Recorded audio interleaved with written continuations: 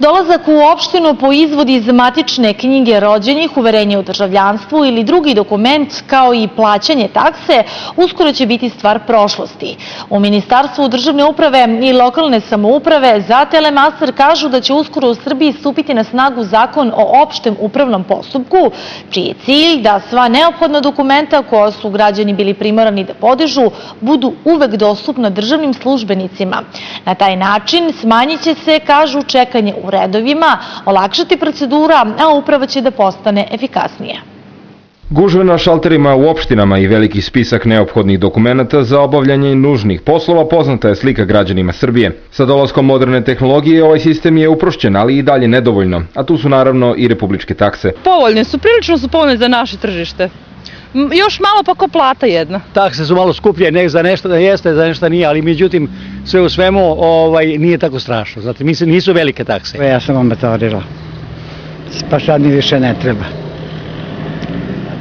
Jedino što su mi ukrali novčanik, pa ću morati da idem malo češće. Podaci iz Beogradske opštine Voždovac, ne uključujući podavalska naselja, pokazuju da potražnja ovih dokumenata nije mala. Na šalterima naše opštine Voždovac uglavnom se traže izvodi iz knjige rođenih i to je neki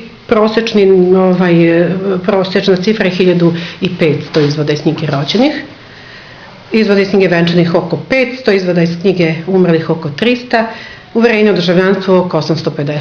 Za izvode iz knjige rođenih je 420 dinara, za uverenje o državljanstvu 740.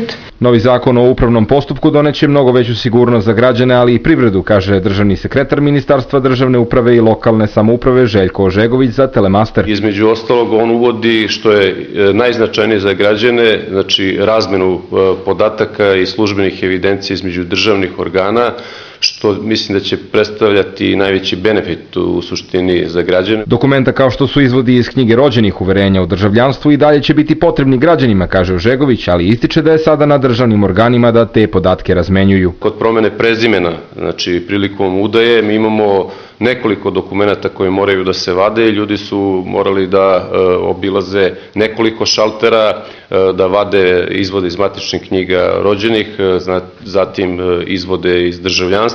Sada će sa zahtevom i plaćenom taksom u MUP-u jednostavno završiti taj posao zato što će MUP biti u obavezi da sve ta dokumenta razmenjuje sa opštinom. Novina je i to što zakon podrazumeva i prekršajnu odgovornost, napominje Ožegović. Ako posle donošenja zakona odgovorno lice zahteva dokument koji bi trebalo da ima na uvidu, građanin može da ga prijavi nadležnoj inspekciji. Inspekcija će uvidom u to videti da li su oni prekršili određene odredbe ovog zakona i podneti prekršajnu prijavu. Kazne nisu male, znači one su od 5 do 50.000 za odgovorna lica. Zakon je dobio podršku vlade, a po hitnom postupku će se naći pred poslanicima Narodne skupštine i stupa na snagu 90 dana nakon usvajanja.